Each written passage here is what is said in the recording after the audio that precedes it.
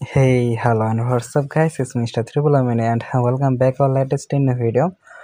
মানুষ যখন খুব মন খারাপ করে তখন তার মনের ভাবটা মানুষকে বলে যেটা কিনা যাকে কিনা সে মন থেকে অনেকটা কাছের মনে করে। তো আমার এক ক্লাসমেট বলা যায়, বন্ধু বলা যায়, সে মূলত বর্তমানে কি করে আমি জানি না, এর আগে বর্তমানে তাই হইতে পারে। স্কুলে থাকা অবস্থায় এবং কলেজে ওঠা অবস্থায় সে সেনাবাহিনীতে চাকরি পাইছে এবং আল্লাহর রহমতে তার দিকে তাকাইছে, সে ওইখানে যেতে পারছে এবং যতটুকু জানি সে বর্তমানে ওই কর্মটাই করে।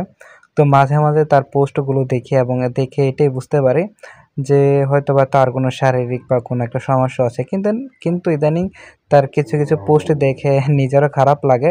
যদিও এত বড় কমেন্ট করা সম্ভব না আমার পক্ষে, সময়ের অভাব, যার জন্য আমি এটা ভিডিও বানাচ্ছি এবং ভিডিওতে কথা বলার চেষ্টা করছি। তো এইখানে আপনারা যদি ঠান্ডা মাথায় ভিডিওটা পজ করে দেখেন তাহলে বুঝতে পারবেন যে আসলে তার কি সমস্যা রয়েছে এবং কি হালকা পাতলা কিছুটা ধারণা পাওয়া যায়। তো মেন কথা হচ্ছে সে এখানে অসুস্থ হওয়ার পর থেকে কিছু মানুষ তার পেছনে লেগেছে, তার বদনাম করছে এবং তার কুদোয়া চাচ্ছে আর কি, যেটা বলে শয়তানের দোয়া। তো যাই হোক না কেন, তো কথা হচ্ছে সে ইদানিং দেখলাম যে অনেক ভেঙে গেছে। হয়তোবা তার মানসিকভাবে সে অনেকটা ভেঙে পড়েছে, মানুষের কথায় কোনো কারণে, এটা ওইটা কারণে সে ভেঙে পড়েছে। যাই হোক না কেন, কথা হচ্ছে এখন যে তোমরা হতাশ কেন হচ্ছ? তোমরা হতাশ কেন হচ্ছ? মাবুদ আল্লাহ কি তার হাত ছেড়ে দিয়েছে তোমাদের থেকে? কি সে হাত ছেড়ে দিয়েছে? মাবুদ আল্লাহ মাঝে মাঝে বলেন যে আমি আমার বান্দাদেরকে পরীক্ষা করি, মাঝে মাঝে পরীক্ষা করি যে আমার বান্দা কতটা ইমানদার আছে। তো তোমরা কেন ভয় পাও? একটা বার চিন্তা করে দেখো না, 5 সেকেন্ড নিঃশ্বাস না নিলে তোমার কেমন লাগে? একটা বার এটা চিন্তা করে দেখো না, যদি আজকে রাতে ঘুমাইছো কালকে সকালে না উঠতে পারো তোমার কি হবে? তারপরেও তো অনেকেই, ম্যাক্সিমাম মানুষ ঘুম থেকে উঠে, কিন্তু আল্লাহর দরবারে একবার বলে না যে হে আল্লাহ, আমাকে নতুন জীবন দিয়েছো, নতুন একটা সকাল উপহার দিয়েছো, তোমাকে জানাই মানে কি আন্তরিকতা বা ভালোবাসা বা প্রশংসা। এখন কথা হচ্ছে যে দেখো, এই পৃথিবীতে আল্লাহ যদি না চাইতো তাহলে তুমি আসতে পারতা না, এবং আল্লাহ ইচ্ছাতেই এই দুনিয়াটা চলে। এই বিষয়ে আমার মনে হয় না কারোর, দুই একজন বাদে, কোনো সন্দেহ আছে। যারা একেবারেই নাস্তিক, যারা কোনো ধর্মকেই মানে না, তারা হয়তো বা এই জিনিসটা মনে করবে যে না, আল্লাহ বলতে কিছু নাই বা আমার সৃষ্টিকর্তা বলতে কোনো কিছু নাই, তারা এটা মনে করতে পারে। কিন্তু বেশিরভাগ মানুষ কোনো না কোনো ধর্মে আছে এবং এই পৃথিবীতে প্রায় 3,500-এর উপরে বা আরও বেশি ধর্ম থাকতে পারে। তো এখন আমার কথা হচ্ছে যে দেখো, এই পৃথিবীতে আল্লাহর নির্দেশে এসেছো এবং আল্লাহর নির্দেশেই তোমাকে যেতে হবে। অনেক অনেক মানুষ আছে ভাই, জন্ম নিছে 5 মিনিট পরে বাচ্চাটা মারা গেছে। এমন অনেক মানুষ আছে জন্ম নিছে 200 বছর পার হয়ে যাইতেছে, মরে নাই। 150 বছর হয়ে গেছে, মরে নাই। তাহলে আবার অনেকে 50 বছরে বুড়া হয়ে মরে গেছে, আবার অনেকে 60 বছরে বৃদ্ধ হয়ে মারা গেছে। তাহলে তার মানে ওইগুলা হচ্ছে তার নির্দেশেই হচ্ছে, তিনি সবার তাকদীর লিখে রেখেছেন। তো এখন কথা হচ্ছে যে দেখো, এই পৃথিবীতে তোমাকে বাঁচতে হবে মুসাফিরের মতো।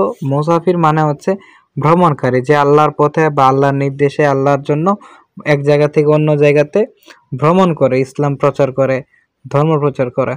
তো তোমাকে এই পৃথিবীতে কেন পাঠানো হয়েছে, এই প্রশ্নের উত্তর তোমাকে নিজেই খুঁজে বের করতে হবে। আর এই প্রশ্নের উত্তরটা হচ্ছে, এই পৃথিবীতে তোমাকে পাঠানো হয়েছে, হয়তোবা কিছুটা আমি ধারণা করতে পারি, সেটা হচ্ছে আল্লাহ তাআলার উপাসনা করার জন্য, তোমাকে তোমার কর্মজীবনটা ঠিক রাখার জন্য, এবং সর্বোপরি সর্বোপরি তোমাকে সত্যের সাথে ইমানদার হয়ে এই পৃথিবীতে মায়া ত্যাগ করে পরকালের জন্য তোমাকে আমল করে চলে যেতে হবে। এটাই হচ্ছে মূলত ঘটনাটা।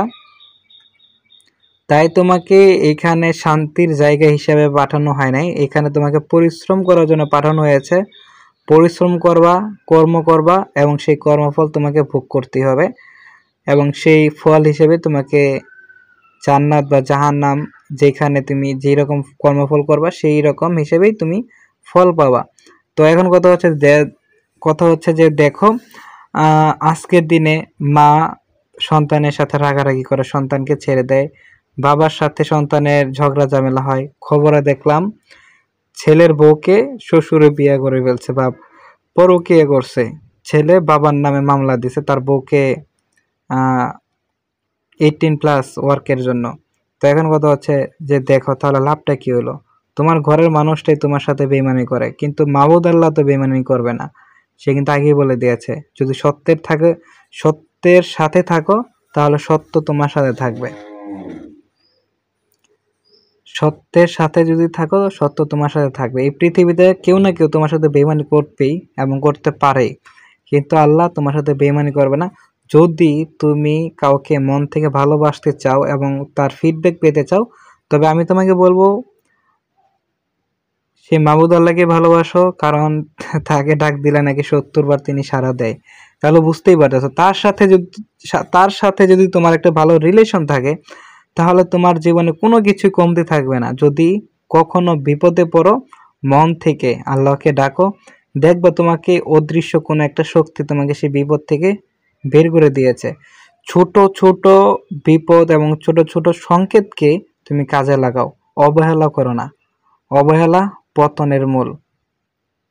একটা জিনিস সবসময় মনে রাখবেন, 3টা জিনিস মানুষকে ধ্বংস করে দেয়: লোভ অথবা অর্থ বা জুয়া, তারপর হচ্ছে যৌন, আর একটা হচ্ছে আরেকটা কি হইতে পারে খেয়াল নাই। নারী আছে, অর্থ আছে, তারপর হচ্ছে টাকা পয়সা, এই জিনিসগুলো আর কি। আর 3টা মানুষকে জিনিস পতনের দিকে নিয়ে যায়, সেটা হচ্ছে লোভ, হিংসা, অহংকার। মানে তুমি যদি চাও আল্লাহর পথে থাকার জন্য, সত্যের পথে থাকার জন্য, শান্তিতে এই দুনিয়া থেকে কিছুদিন বেঁচে যাওয়ার জন্য, তাহলে তোমাকে অবশ্যই নিজের ভুলটা তোমাকে বুঝতে হবে, তবে কারোর সাথে বেইমানি না করে সঠিক পথে। আল্লাহ বলেন যে এই দুনিয়া তোমার পরীক্ষার জায়গা, এই দুনিয়াতে তোমাকে বারবার পরীক্ষা করা হবে এবং তোমাকে বারবার বিপদে ফেলা হবে, হয়তো বা বলেন। এখন কথা হচ্ছে তুমি তার উপরে ভরসা করো, নিজের উপরে ভরসা রাখো যে তুমি পারবে, তোমার দ্বারা হবে। কে কি বললো না বললো এটা দেখা কোনো দরকার নেই। নিন্দুকেরা নিন্দা করবেই। এই দুনিয়াতে সব থেকে খারাপ একটা অভ্যাস হচ্ছে কুদৃষ্টি। মানুষকে কুদৃষ্টি দেওয়া, এটা বদনজর দেওয়া, এটা খুবই খারাপ মানুষের ক্ষেত্রে, কারণ এটা তার মনের হিংসা, অহংকার থেকে আসে। তবে সেই হিংসাটাকে তুমি বেড়াজালে আটকে দিতে পারো যদি মাবুদ আল্লাহর সাথে তোমার ভালো একটা সম্পর্ক থাকে। তিনি যদি তোমার সাথে ভালো একটা সম্পর্ক গড়ে তুলতে পারে, তাহলে দেখবা কোনো শক্তি তোমার ক্ষতি করতে পারবে না। তার মানে আমি এটা বলছি না যে আল্লাহ তোমাকে দেখে না, আল্লাহ তোমাকে দেখে।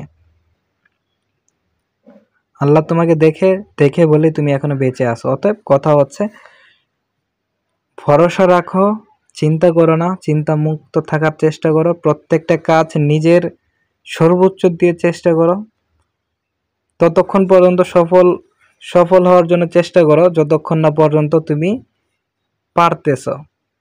সফলতা এমন কোনো জিনিস না যে চাইলাম আর হয়ে গেল।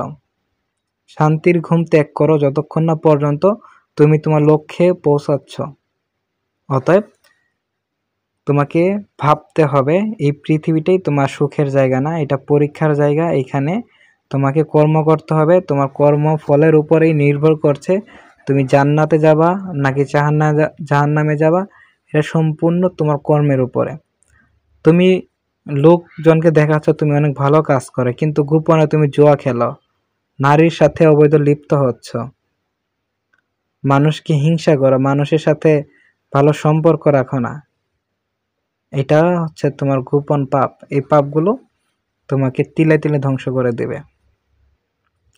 তো যাই হোক, ভিডিওটা অনেক লং হয়ে গেছে। আমি শুধুমাত্র এটাই তোমারে বোঝাবার চেষ্টা করেছি, সেটা হচ্ছে যদি সৎ পথে থাকো, যত বিপদে আসুক না কেন, দেখবা আল্লাহ তাআলা তোমাকে কোনো একটা অদৃশ্য শক্তির মাধ্যমে সেই বিপদ থেকে রক্ষা করে দেবে। ভরসা রাখো, হতাশ হইও না, তার উপরে ভরসা রাখো।